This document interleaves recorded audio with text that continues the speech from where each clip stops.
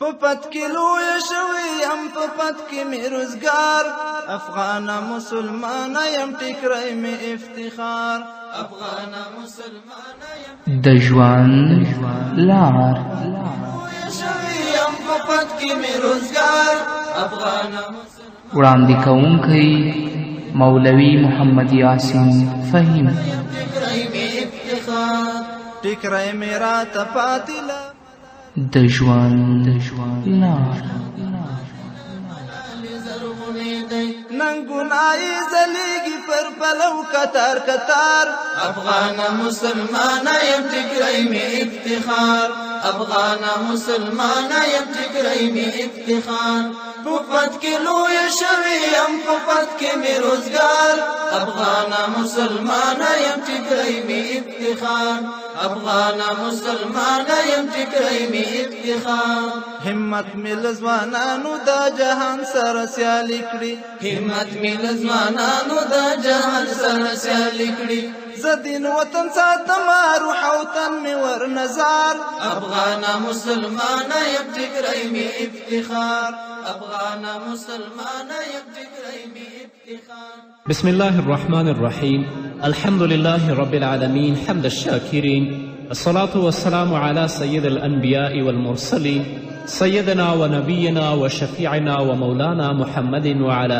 آله وأصحابه الطيبين الطاهرين قدرمنو اوریدونکو د ژوند د لارې د خپرونې مینوالو السلام علیکم ورحمت الله وبرکاته ستاسو روغتیا او خوشحالي د پاک رب نه غواړم په دې هیله چې د صحت او عافیت جامې په تن ولرئ او خوشحالي مو په برخه وي دا دی زه محمد یاسین فهیم د ژوند د لارې د خپرونې په وړاندې کولو کې ستاسو په خدمت کې یم زموږ د نننۍ خپرونې موضوع بیا هم وینا ده زموږ مسلمانانو خویندو ته په لومړي کې اسلام او د ښځې حقوق زموږ په ټولنه کې د اسلام په اړوند ناسم او غلط تصورات وجود لري او له مختلفو اړخونو ورته لمن وهل کیږي بعضې داسې انګیري که چیرته اسلامي نظام حاکم شي نو موږ به په تیارو کې پاتې شو موږ به په تیارو کې ژوند کوو او د ترقي او پرمختګ له کاروان نه به موږ په شا پاتې شو په ځانګړې توګه د ښځو په اړوند داسې ګمان کوي چې د هغوی مقام به راټیټ شي او حال دا چې دا خبره د واقعیت نه خلاف ده داسې مفسدین شته په دې دنیا کې چې په اسلامي ټولنه کې د مختلفو اړخونو نه دې مسایلو ته هغوی لمن وهي خو د دوی دا خبره د واقعیت نه خلاف ده ځکه اسلام د ښځې د حقوقو یوازینی ضامن دی او که اسلامي نظام حاکم شي نو ښځې به د سړیو په نسبت له ډیر فیض او برکت نه برخمنې شي زه غواړم چې په مختصر ډول د ښځو په اړوند بعضې مسائل تاسو ته زه واضح کړم اول د ښځې د شخصیت استقلال د ښځې د شخصیت خپلواکي اسلام هغه یوازینی نظام و چې ښځه د یو مستقل شخصیت په توګه وپیژندله او د خپلو احکامو په څرګندولو یې د هغې د شخصیت اعتراف وکړو او د ښځو د حقوقو د لاسته راوړلو لپاره یې بېسارې مبارزه وکړه اسلام سلګونه کاله مخکې د ښځې لپاره د رایې او نظر حق ورکه او دا حق یې هغوی ته وروباښه دا په داسې زمانه کې چې انسانانو به ښځه د شیطان استازې ګڼله او د هغوی له شخصیت نه به انکار کوه په داسې یو حالت کې اسلام د لومړي ځل لپاره د هغوی شخصیت ثابت کړه او په ټولنیزو چارو کې ورته د رایې او نظر حق وروباښه په یو اسلامي نظام کې هره بالغه ښځه د رایې او نظر حق لري دا چا ورکه دا اسلام ورکه او حال دا چې په هغه وخت کې به هغو خلکو ښځه د شیطان استازې ګڼله او د هغوی له شخصیت نه به انکار کوه اما د شخصیت استقلال چې ښځې ته ورکړی هغه د اسلام مقدس دین ورکړی دی دویمه مسله د ښځې ملکیت او میراث اسلام ښځو ته د کامل او پوره ملکیت او میراث حق ورکړی دی ښځه حق لري چې خپل ځان ته ملکیت ولري څو هغه په کار واچوي او له ګټې نه برخمنه شي او د هغې په مال کې نه پلار او نه ورونه او نه خاوند هیڅ حق هم نه لري درېیمه مسله د ښځې تعلیم اسلام د یو کامل او شامل دین په حیث د علم زده کړه په نر او ښځه فرض کړې ده لکه د محمد رسول الله صلی الله علیه وسلم وینا هم دغه ده په دې اړوند چې کومه غلط فهمي د ښځو د تعلیم په رابطه موجوده ده هغه د اسلام د دښمنانو یو ایجاد او د اسلام د دښمنانو یو افترا ده چې هغوی دا وایي چې د اسلام مقدس دین ښځو ته د تعلیم او د زده کړې حق نه دی ورکړی دا د اسلام د دښمنانو وینا دي اسلام ښځو ته دا حق ورکړی چې د خپلې اجتماعي وظیفې په چوکاټ کې هر ډول پوهه لاسته راوړي او ځان د علم لوړو پوړیو ته ورسوي. اسلام په دې اړوند اسلامي حدود، احکام، مقررات او التزاماتو ته توجه کول شرط ګرځولي چې ښځه دې د اسلامي حدودو ته توجه وساتي، اسلامي احکاماتو، مقرراتو، التزاماتو ته توجه وکړي، بیا کولی شي چې هغه تعلیم او درس هم وکړي. هغه کسان چې نن د تمدن او د مساوات غږونه کوي، نو اوس تاسې وینئ چې ښځه په اسلامي او غربي تمدن کې څومره فرق لري. هغه ښځه چې په غربي تمدن کې ژوند کوي د هغه ژوند څنګه دی، او هغه ښځه چې په اسلامي ټولنه کې ژوند کوي د هغه ژوند څنګه دی. ګرانو خویندو، تاسو باید په دې پوه شئ چې اسلام ښځې ته عزت ورکوي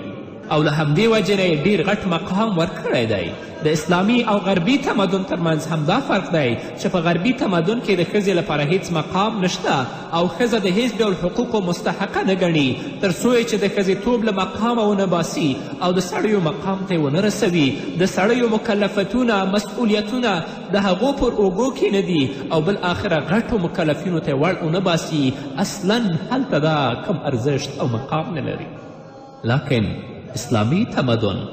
ښځې ته په داسې ډول حقوق ورکوي چې د یوې ښځې په صفت په ټولنه کې ژوند وکړي، د نورو دندې د هغو په اوږو نږدي او یوازې د هغو مکلفیتونو مسؤله ګڼي چې د هغې له فطرت او انساني جوړښت سره برابر وي. مسلمانان په دې اړوند خپل تمدن د غرب له تمدن نه څو چنده لوړ ګڼي او په دې یقین لري چې د اسلام دریځ په دې اړوند په سمو او معقولو اساساتو بنا دی. نو په دې لحاظ هماده نه دي چې خپل یو پاک او صحیح حکم پرېږدي او د نورو ناولو او ناپاکو حکم ومني چې هغه د غربي تمدن حکم دی. نن ورځ چې مسلمانان یا هغه کسان چې واقعي مسلمانان دي او په اسلامي ټولنه کې ژوند کوي د دیو مخالفت له اوسني ټولنې او غربي تمدن سره چې ښځه او نر په ګډه ډول پکې ژوند کوي، په کوم تعصب او ړوند تقلید نه دی ولاړ، بلکې موږ په یو کامل بصیرت غواړو چې خپل ځان، خپله ټولنه او خپل ټول بشریت د کامیابي او فلاح لور ته بوځو، هغوی ته د هلاکت او بربادي نه نجات ورکړو. همدارنګه مسلمانان په خپلو عقلي دلایلو دې نتیجې ته نه دي رسېدلي، بلکې تاریخي نتایج هم زموږ دا موقف تاییدوي او د غربي تباه کوونکي تمدن آثار او نتایج چې د نورو قومونو لپاره زیری دي د خپل سر په سترګو وینو او هغه د خپل عقل او کامل بصیرت له مخې پیژنو. نو په دې لحاظ حاضر نه یو چې خپل قوم د هلاکت او بربادي کندې ته وغورځوو، ځکه دا هغه هدف دی چې غربیان غواړي موږ د هغې په طرف بوځي. هغو خپل اخلاقي ارزښتونه لاسه ورکړي دي او اوس غواړي چې نور هم په دې مهلک مرض باندې اخته کړي، یعنې مسلمانان هم په اخلاقي فسادونه باندې اخته کړي. مسلمانان دا غواړي چې د ملک او ملت پرمختګ او د هغې ترقي باید د اسلام لوړو احکامو او اخلاقو په چوکاټ کې وي، تر څو داسې نشي چې خدای مکړه د مادي ترقي او تمدن په خاطر له هغې قیمتي او ګرانبیه سرمایې نه چې اسلامي او اخلاقي ارزښتونه دې بې برخې شو او په نتیجه کې د اخروي سعادت او خوشبختي نه محروم پاتې شو. هغه سرمایه چې د میلیونونو انسانانو د پاکو وینو په ارزښت تر موږ پورې رارسېدلې ده او زموږ دښمنان شپه او ورځ د هغې د لمنځه وړلو په هڅه کې دي. مسلمان که زموږ خویندې دي او کورونه دي باید راویښ شي او د غرب او د اسلام په تمدن کې باید هغوی مطالعه وکړي، هغه فرقونه چې موجود دي هغه دې ځان ته روښانه کړي. نو ګرانې خورې، په دې اساس تاسو باید فیصله وکړئ چې غربي کلتور او ژوند خوښوئ او که اسلام. تاسو له دې دوه تګلارو څخه باید یوه انتخاب کړئ او د دې حق نه لرئ چې دواړه سره ګډ کړئ، یعنې غربي تمدن او اسلامي تمدن. که اسلام خوښوئ نو پوره غاړه ورته کیدئ او خپل ژوند د هغه مطابق عیار کړئ، ځکه اسلام په ډیر واضحه توګه حکم کوي او فرمایي الله وایي یا ایها الذین آمنوا ادخلوا فی السلم کافه، ای هغه کسانو چې ایمان مو راوړی دی نو په اسلام کې پوره داخل شئ. یعنی اسلام د خپل ژوند په هر اړخ کې تطبیق کړئ او ستاسې د ژوند یو اړخ هم باید د اسلام له دایرې نه بهر نه وي. هغه ژوند چې د اسلام او کفر دواړو نه مخلوط وي او ګډ وي، نه په دنیا کې په کار راځي او نه په آخرت کې څه ګټه لري، او د دې دواړو ترمنځ ګډ ژوند او بیا ورته اسلامي ژوند نوم ورکول له تش چل او فریب نه پرته بله معنا نه لري. لکه نن ورځ چې موږ وینو خلک په دې بدبختیو کې اخته دي. ځینې وایي چې اسلام ښځه د سړي تابع ګرځولې ده او هیڅ مقام او درجه یې نه ده ورکړې، او داسې انګیري چې اسلام نعوذ بالله بېعدالتي او بېانصافي کړې ده. لکن زموږ خویندې باید په دې باندې پوه شي چې کوم حقوق چې غرب نظام ښځو ته ورکوي هغه د یوې ښځې په حیث نه ورکوي، بلکې هغوی په لومړي سر کې ښځه نیمه سړی کړي او بیا ورته د نارینهو له حقوقو نه یو څه ورکړي. هغوی غواړي چې ښځه اوږه په اوږه د سړو سره کار وکړي. برابره خبره ده که هغه کار د ښځې له فطرت او جوړښت سره برابر وي او که نه وي، دا د اسلام او انسانیت د دښمنانو دسیسې دي. او نن دا خبره کوي چې ښځه اسلام د نارینه تابع ګرځولې او دا د هغو په حق کې نعوذ بالله بېعدالتي او بېانصافي ده. قدرمنو اورېدونکو، د خپرونې په دې وخت کې راځو لنډې دمې نه وروسته زموږ خپرونه دوام. قدرمنو اورېدونکو، بیا هم زموږ سلامونه او نیکې هیلې ومنئ. دا ښکاره خبره ده چې کوم کارونه ښځې سرته راوسوي سړی یې نشي رسولی سرته، او حتی سړی نشي کولی په هغو کارونو کې چې ښځې ته الله د خپل خلقت مطابق ورسپارلي دي لږ همکاري هم وکړي، لکه د توالد، تناسل، د اولاد د تربیې مسئله. نو په دې لحاظ هغه شعارونه یا هغه نارې چې غربي تمدن د مساواتو په هکله پورته کړي دي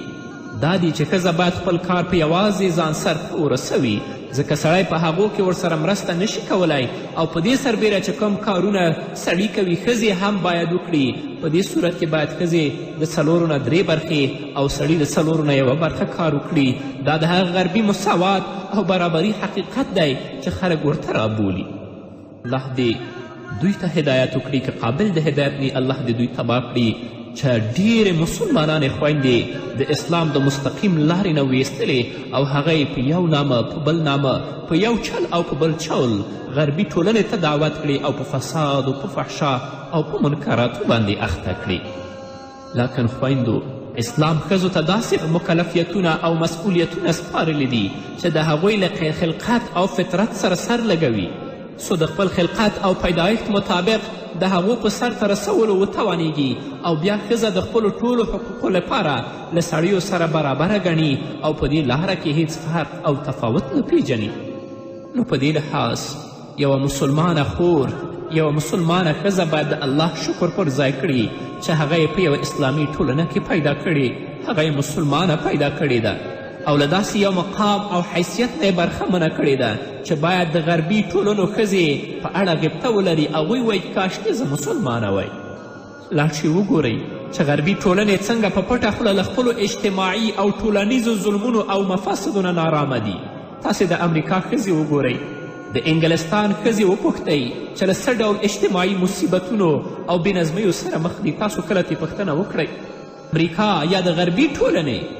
ښځې له هغو نعمتونو نه چې تاسې مسلمانانو خویندو لرئ هغه محرومې دي. پلار د خپلې لور، رور د خپلې خور، زوی د خپلې مور او په همدې توګه ټول دوستان او خپلوان د یو بل په اړه هیڅ مسئولیت نه احساسوي. په داسې ټولنو کې چې کله یوه نجلۍ د بلوغ مرحلې ته رسیږي، له یو طرف نه دا پیغام اوري چې زه خپل ځان ته یې وګټه، او له بله پلوه هیڅ نوع مسئولیت وجود نه لري تر څو وګوري چې له کومه ځایه ګټي او خپل ژوند څنګه تیروي. دا غربي تمدن دی غواړي چې اسلام په اسلامي ټولنه کې غربي تمدن هم رایجه کړي، او ځینې هغه خویندو یا ورونو چې هغوی د اسلام نه غافله دي، د الله د کلام نه خبر نه دي، د رسول الله د ویناو نه خبر نه دي، د دیو فاسدو هغه کړنو ته غاړه ایښې او دوی ځان هم په خپله فساد اخته کړی. ښځه په غربي ټولنه کې ډېر بدمرغه او له غم نه ډک ژوند لري، ځکه د انسانیت مفهوم ښه لباس، ښه خوراک، ښه څښاک نه دی، بلکې انسانیت د هغې پاکې او مقدسې رابطې نوم دی چې د بندګانو او د هغوی د الله ترمنځ جوړیږي. کومه رابطه چې د انسانانو ترمنځ د محبت او دوستي فضا رامنځته کوي او د هر فرد د بل په اړوند د مسئولیت احساس کوي. له دغې رابطې نه په غربي ټولنه کې خلک محروم دي. د هغوی ډیر بدمرغه او د شرم نه او د غم نه ډک ژوند دی. ته ګرانې خورې ویاړه په خپل ژوند باندې چې په اسلامي ټولنه کې ژوند کې. په اسلامي ټولنو کې پلار د خپلې لور په اړوند چې تر څو یې واده نه یې کړی مسؤول دی، او له واده وروسته یې هم مسئولیت بیا د خاوند په غاړه دی او په دغه حال کې بیا هم پلار بې تفاوته نه وي او تر آخري سلګیه پورې د خپل مسئولیت احساسوي. ورور هم د خپلې خور په اړوند د مسئولیت احساس کوي او زوی د خپل مور خدمتګار وي. په دې توګه یوه مسلمانه ښځه په خپل څنګ کې ډېر داسې څوک ګوري چې د هر تکلیف او مشقت په صورت کې له هغې سره همکار او مددګار وي او د هغې په اړوند د خپل مسئولیت احساس کوي. په عمومي ډول خاوند خپله ښځه د خپل کور ملکه ګڼي، هغې ته عزت ورکوي او ټول اختیارات د هغې په لاس کیږدي. ما په غرب کې دا خبرې نشته. هلته زوی پلار نه پیژني، پلار زوی نه پیژني، زوی مور نه پیژني، ورور خور نه پیژني. هر یو په بدبختیو او په غم کې اخته دی. نو ګرانې خورې، که په دغه راز شرف مقام او درجه خوښه او راضي نه یې او غواړې چې د غربي ټولنو نتایج وګورې، نو بیا اختیار لرې. اما باید په دې پوه شې که یو ځل په دې کنده کې ولیدلې او په دې لاره لاړې، نو په داسې ابدي ناپاکي او مرداري کې به ولیږې چې له توبې پرته به په بل شي نه پاکېږې او نه به بخښل کېږي.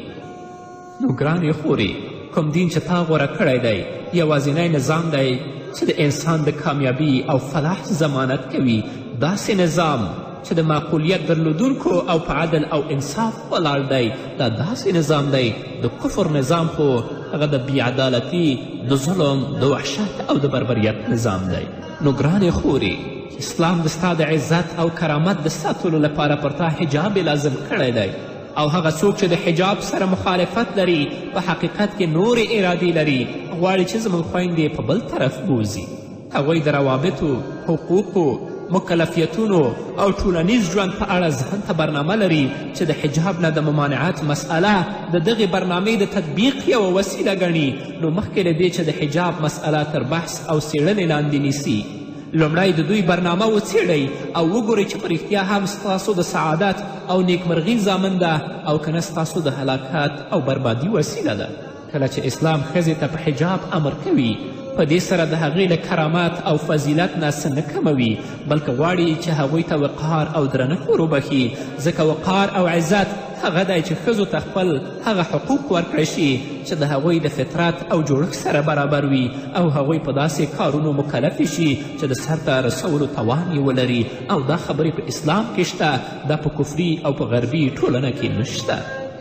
بعضې بېدینه دا وایي چې اسلام د ځینو قوانینو لکه حجاب او نورو په وضع کولو سره د ټولنې په رشد او تکامل کې د ښځې رول محدود کړی دی او هغوی نه پرېږدي چې د یو فعال عنصر په صفت د ټولنې د اقتصادي رشد او د دوی لپاره کار وکړي. خو سوال دا دی چې آیا رشد او ترقي یوازې د وسایلو او اختراعاتو پرمختګ دی؟ او که د نوي نسل په سالمه روزنه او تربیت کې هغه هیواد چې د هغوی نوی نسل په کرایه روزل کیږي او ماشومان د ژوند له پیل نه د مور او پلار شفقت نه پیژني او ترې محروم وي، څنګه کیدلی شي له هغو نه د انسانیت د کامیابي تمه وشي؟ کله چې یو ماشوم دنیا ته راځي او خپلې سترګې رڼوي، پلار یې په وظیفه کې وي او مور یې هم د پیسو ګټلو لپاره کومې کارخانې او یا دفتر ته تللی وي، له داسې اولاد نه بیا څنګه د دوی د لویېدلو په صورت کې د رحم او زړه خوږي امید کیدی شي؟ هغوی چې د مور او پلار له شفقت نه محرومه وي، په حقیقت کې انسانیت نه پیژني او د یو وحشي حیوان په صفت کې ژوند کوي. همدا وجه ده چې زرګونه مصیبتونه او وحشتونه، قتل، لوټماری او ظلم او د انسانیت فضا نارامه کوي او انسانیت په وحشت کې غورځوي. لکه تاسو موږ دا ویلو چې نه په ښځو نه په ماشومانو په هیچ چا بیا دوی رحم نه لري، ځکه هغوی د خپل مور و پلار شفقت نه لیدلی. ځکه د چارو واګي د داسې چا په لاس کې دي چې د مور او پلار محبت یې نه دی لیدلی، او هغه څوک چې د محبت او ترحم له نعمت نه بې برخې وي، څنګه کیدلی شي چې په نورو انسانانو باندې هغوی رحم او ترحم وکړي؟ که یوه ښځه د نوي نسل د تربیت او پالنې مسؤلیت په غاړه واخلي، هغوی ته انسانیت وروښي او زیار وباسي چې په هغو کې له الله نه ویره، اخلاق او دینی ارزښتونه پیاوړي کړي، همدا په حقیقت کې پرمختګ او ترقي ګڼل. او ترقي یوازې دا نشي کیدی چې ښځه لکه نارینه کارخانې ته لاړه شي او یا په دفتر کې کار وکړي. د ښځې وظیفه په ټولنه کې د انسانیت پالنه او روزنه ده. نو ګرانو خویندو، راشئ د الله رب العزت د کلام په رڼا کې د محمد رسول الله صلی الله علیه وسلم د احادیثو په رڼا کې خپل ژوند تیر کړئ. هغه د سایس یا هغه چلونه او فریبونه چې د اسلام او د انسانیت دښمنانو تاسو لپاره جوړ کړي دي، د هغو په دامونو کې ځان مه غورځوئ. د الله د کلام په رڼا کې د رسول الله د احادیث په رڼا کې ځان وژغورئ او ځان ته یو عزت د عزت ژوند هم په دنیا کې او هم په آخرت کې تیار کړئ. قدرمنو اورېدونکو، دا وه زموږ نننۍ خپرونه چې ستاسو درانه حضور ته وړاندې کړه. تر بلې خپرونې پورې چې زه بیا هم ستاسو درانه حضور ته راځم، تاسو ټول په پاک رب سپارم. پاتې ژوند او پاتې ورځم نیکمرغه کې نعوذ بالله بېعدالتي او بېانصافي ده. قدرمنو اورېدونکو، د خپرونې په دې وخت کې راځو لنډې دمې ته. دمې نه وروسته زموږ خپرونه دوام. قدرمنو اورېدونکو، بیا هم زموږ سلامونه او نیکې هیلې ومنئ. دا ښکاره خبره ده چې کوم کارونه ښځې سرته راوسوي سړی یې نشي رسولی سرته، او حتی سړی نشي کولی په هغو کارونو کې چې ښځې ته الله د خپل خلقت مطابق ورسپارلي دي لږ همکاري هم وکړي. لکه د توالد، تناسل، د اولاد د تربیې مسئله. نو په دې لحاظ هغه شعارونه یا هغه نارې چې غربي تمدن د مساواتو په هکله پورته کړي دي دا دي چې ښځه باید خپل کار په یوازې ځان سرته ورسوي، ځکه سړی په هغو کې ورسره مرسته نشي کولی، او په دې سربیره چې کوم کارونه سړي کوي ښځې هم باید وکړي. په دې صورت کې باید ښځې د 4 نه 3 برخې او سړي د 4 نه 1 برخه کار وکړي. دا د هغه غربي مساوات او برابري حقیقت دی چې خلک ورته رابولي. الله دې دوی ته هدایت وکړي، که قابل د هدایت نه الله دې دوی تباه کړي چې ډېرې مسلمانانې خویندې د اسلام د مستقیم لارې نه ویستلې او هغه یې په یو نامه په بل نامه، په یو چل او په بل چول غربي ټولنې ته دعوت کړي او په فساد او په فحشا او په منکراتو باندې اخته کړي. لکن خویندو، اسلام ښځو ته داسې مکلفیتونه او مسئولیتونه سپارلي دي چې د هغوی له خلقت او فطرت سره سر لګوي، څو د خپل خلقت او پیدایښت مطابق د هغو په سرته رسولو وتوانیږي، او بیا ښځه د خپلو ټولو حقوقو لپاره له سړیو سره برابره ګڼي او په دې لاره کې هیڅ فرق او تفاوت نه پیژني. نو په دې لحاظ یوه مسلمانه خور، یوه مسلمانه ښځه باید د الله شکر پر ځای کړي چې هغه یې په یوه اسلامي ټولنه کې پیدا کړې، هغه یې مسلمانه پیدا کړې ده او له داسې یو مقام او حیثیت نه یې برخمنه کړې ده چې باید د غربي ټولنو ښځې په اړه غبطه ولري. هغوی وایي کاشکې زه مسلمانه وای. لاړ شئ وګورئ چې غربي ټولنې څنګه په پټه خوله له خپلو اجتماعي او ټولنیزو ظلمونو او مفاسدو نه نارامه دي. تاسې د امریکا ښځې وګورئ، د انګلستان ښځې وپوښتئ چې له څه ډول اجتماعي مصیبتونو او بېنظمیو سره مخ دي. تاسو کله ترې پوښتنه وکړئ. امریکا یا د غربي ټولنې ښځې له هغو نعمتونو نه چې تاسې مسلمانانو خویندو لرئ هغه محرومې دي. پلار د خپلې لور، رور د خپلې خور، زوی د خپلې مور او په همدې توګه ټول دوستان او خپلوان د یو بل په اړه هیڅ مسؤلیت نه احساسوي. په داسې ټولنو کې چې کله یوه نجلۍ د بلوغ مرحلې ته رسیږي، له یو طرف نه دا پیغام اوري چې زه خپل توجه وکړي، بیا کولی شي چې هغه تعلیم او درس هم وکړي. هغه کسان چې نن د تمدن او د مساوات غږونه کوي، نو اوس تاسې وینئ چې ښځه په اسلامي او غربي تمدن کې څومره فرق لري. هغه ښځه چې په غربي تمدن کې ژوند کوي د هغه ژوند څنګه دی، او هغه ښځه چې په اسلامي ټولنه کې ژوند کوي د هغه ژوند څنګه دی. ګرانو خویندو، تاسو باید په دې پوه شئ چې اسلام ښځې ته عزت ورکوي او له همدې وجې نه ډېر غټ مقام ورکړی دی. د اسلامي او غربي تمدن ترمنځ همدا فرق دی چې په غربي تمدن کې د ښځې لپاره هیڅ مقام نشته او ښځه د هیڅ ډول حقوقو مستحقه نه ګڼي تر څو چې د ښځېتوب له مقامه ونه باسي او د سړیو مقام ته یې ونه رسوي. د سړیو مکلفتونه، مسئولیتونه د هغو پر اوږو کې نه دي او بالآخره غټو مکلفینو ته یې ور ونه باسي. اصلا هلته دا کم ارزښت او مقام نه لري. لکن اسلامي تمدن ښځې ته په داسې ډول حقوق ورکوي چې د یوې ښځې په صفت په ټولنه کې ژوند وکړي، د نورو دندې د هغو په اوږو نږدي او یوازې د هغو مکلفیتونو مسئولی ګڼي چې د هغې له فطرت او انساني جوړښت سره برابر وي. مسلمانان په دې اړوند خپل تمدن د غرب له تمدن نه څو چنده لوړ ګڼي او په دې یقین لري چې د اسلام دریځ په دې اړوند په سمو او معقولو اساساتو بنا دی. نو په دې لحاظ آماده نه دي چې خپل یو پاک او صحیح حکم پرېږدي او د نورو ناولو او ناپاکو حکم ومني چې هغه د غربي تمدن حکم دی. نن ورځ چې مسلمانان یا هغه کسان چې واقعي مسلمانان دي او په اسلامي ټولنه کې ژوند کوي د دیو مخالفت له اوسني ټولنې او غربي تمدن سره چې ښځه او نر په ګډه ډول پکې ژوند کوي، په کوم تعصب او ړوند تقلید نه دی ولاړ. بلکې موږ په یو کامل بصیرت غواړو چې خپل ځان خپله ټولنه او خپل ټول بشریت د کامیابي او فلاح لور ته بوځو، هغوی ته د هلاکت او بربادي نه نجات ورکړو. همدارنګه مسلمانان په خپلو عقلي دلایلو دې نتیجې ته نه دي رسېدلي، بلکې تاریخي نتایج هم زموږ دا موقف تاییدوي او د غربي تباه کوونکي تمدن آثار او نتایج چې د نورو قومونو لپاره زیری دي د خپل سر په سترګو وینو او هغه د خپل عقل او کامل بصیرت له مخې پیژنو، نو په دې لحاظ حاضر نه یو چې خپل قوم د هلاکت او بربادي کندې ته وغورځوو،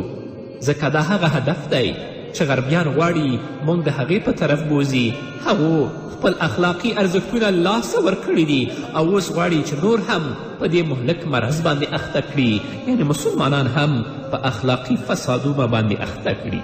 مسلمانان دا غواړي چې د ملک او ملت پرمختګ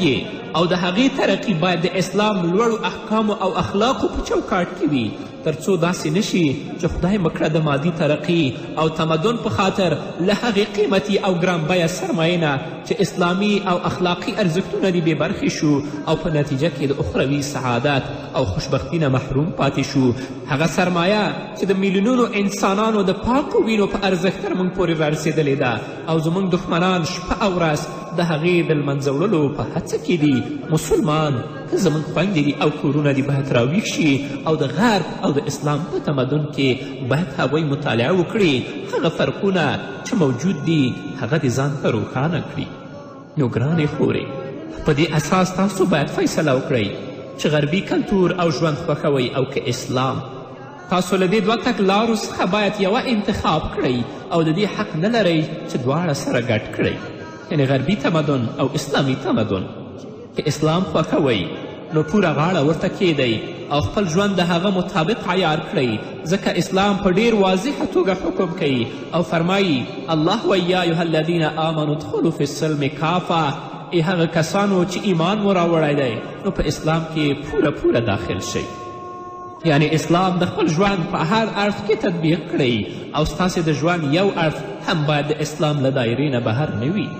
هغه ژوند چې د اسلام او کفر دواړو نه مخلوط وي او ګډ وي، نه په دنیا کې په کار راځي او نه په آخرت کې څه ګټه لري، او د دې دواړو ترمنځ ګډ ژوند او بیا ورته اسلامي ژوند نوم ورکول له تش چل او فریب نه پرته بله معنا نه لري، لکه نن ورځ چې موږ وینو خلک په دې بدبختیو کې اخته دي. ځینې وایي چې اسلام ښځه د سړي تابع ګرځولې ده او هیڅ مقام او درجه یې نه ده ورکړې، او داسې انګیري چې اسلام نعوذ بالله بېعدالتي او بېانصافي کړې ده. لکن زموږ خویندې باید په دې باندې پوه شي چې کوم حقوق چې غرب نظام ښځو ته ورکوي هغه د یوې ښځې په حیث نه ورکوي، بلکې هغوی په لومړي سر کې ښځه نیمه سړی کړي او بیا ورته د نارینهو له حقوقو نه یو څه ورکړي. هغوی غواړي چې ښځه اوږه په اوږه د سړو سره کار وکړي. برابره خبره ده که هغه کار د ښځې له فطرت او جوړښت سره برابر وي او که نه وي، دا د اسلام او انسانیت د دښمنانو دسیسې دي او نن دا خبره کوي چې ښځه اسلام د نارینه تابع ګرځولې او دا د هغو په اړخونو نه دې مسایلو ته هغوی لمن وهي، خو د دوی دا خبره د واقعیت نه خلاف ده، ځکه اسلام د ښځې د حقوقو یوازینی ضامن دی او که اسلامي نظام حاکم شي نو ښځې به د سړیو په نسبت له ډیر فیض او برکت نه برخمنې شي. زه غواړم چې په مختصر ډول د ښځو په اړوند بعضې مسائل تاسو ته زه واضح کړم. اول د ښځې د شخصیت استقلال، د ښځې د شخصیت خپلواکي. اسلام هغه یوازینی نظام و چې ښځه د یو مستقل شخصیت په توګه وپیژندله او د خپلو احکامو په څرګندولو یې د هغې د شخصیت اعتراف وکړو او د ښځو د حقوقو د لاسته راوړلو لپاره یې بېسارې مبارزه وکړه. اسلام سلګونه کاله مخکې د ښځې لپاره د رایې او نظر حق ورکه او دا حق یې هغوی ته وروباښه. دا په داسې زمانه کې چې انسانانو به ښځه د شیطان استازې ګڼله او د هغوی له شخصیت نه به انکار کوه. په داسې یو حالت کې اسلام د لومړي ځل لپاره د هغوی شخصیت ثابت کړه او په ټولنیزو چارو کې ورته د رایې او نظر حق وروباښه. په یو اسلامي نظام کې هره بالغه ښځه د رایې او نظر حق لري. دا چا ورکه؟ دا اسلام ورکه. او حال دا چې په هغه وخت کې به هغو خلکو ښځه د شیطان استازې ګڼله او د هغوی له شخصیت نه به انکار کوه. اما د شخصیت استقلال چې ښځې ته ورکړی هغه د اسلام مقدس دین ورکړی دی. دویمه مسله د ښځې ملکیت او میراث. اسلام ښځو ته د کامل او پوره ملکیت او میراث حق ورکړی دی. ښځه حق لري چې خپل ځان ته ملکیت ولري څو هغه په کار واچوي او له ګټې نه یې برخمنه شي، او د هغې په مال کې نه پلار او نه ورونه او نه خاوند هیڅ حق هم نه لري.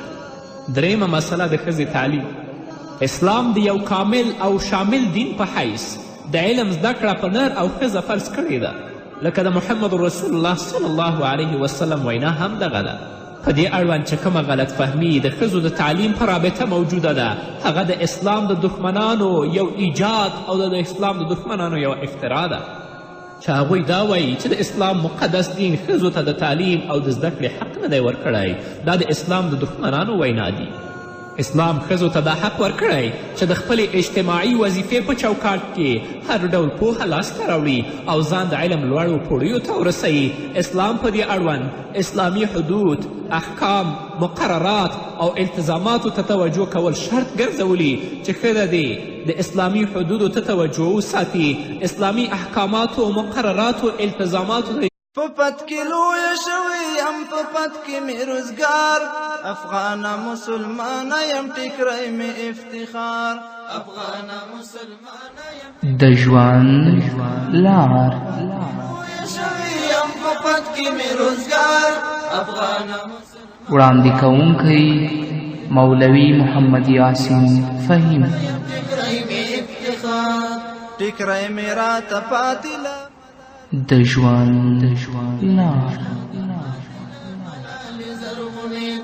ننګونای زلیږي پر پلو کتار کتار، افغانه مسلمانه یم، ټیکری مې افتخار، افغانه مسلمانه یم، ټیکری مې افتخار. په پت کې لویه شوې یم، په پت کې مې روزګار، افغانه مسلمانه یم، ټیکری مې افتخار، افغانه مسلمانه یم، ټیکری مې افتخار. همت مې له ځوانانو دا جهان سره سیالي کړي، همت مې له ځوانانو دا جهان سره سیالي کړي. زه دین وطن ساتم روح او تن مې ور نظار، افغانه مسلمانه یم، ټیکری مې افتخار، افغانه مسلمانه یم، ټیکری مې افتخار. بسم الله الرحمن الرحیم. الحمد لله رب العالمین حمد الشاکرین، الصلاة والسلام على سید الانبیاء والمرسلین سیدنا و نبینا و شفیعنا و مولانا محمد وعلى آله و اصحابه الطیبین الطاهرین. قدرمنو اوریدونکو د ژوند د لارې د خپرونې مینوالو، السلام علیکم ورحمت الله وبرکاته. ستاسو روغتیا او خوشحالي د پاک رب نه غواړم، په دې هیله چې د صحت او عافیت جامې په تن ولرئ او خوشحالي مو په برخه وي. دا دی زه محمد یاسین فهیم د ژوند د لارې د خپرونې په وړاندې کولو کې ستاسو په خدمت کې یم. زموږ د نننۍ خپرونې موضوع بیا هم وینا ده زموږ مسلمانانو خویندو ته. په لومړي کې اسلام او د ښځې حقوق. زموږ په ټولنه کې د اسلام په اړوند ناسم او غلط تصورات وجود لري او له مختلفو اړخونو ورته لمن وهل کیږي. بعضې داسې انګیري که چیرته اسلامي نظام حاکم شي نو موږ به په تیارو کې پاتې شو، موږ به په تیارو کې ژوند کوو او د ترقي او پرمختګ له کاروان نه به موږ په شا پاتې شو. په ځانګړې توګه د ښځو په اړوند داسې ګمان کوي چې د هغوی مقام به راټیټ شي او حال دا چې دا خبره د واقعیت نه خلاف ده. داسې مفسدین شته په دې دنیا کې چې په اسلامي ټولنه کې د مختلفو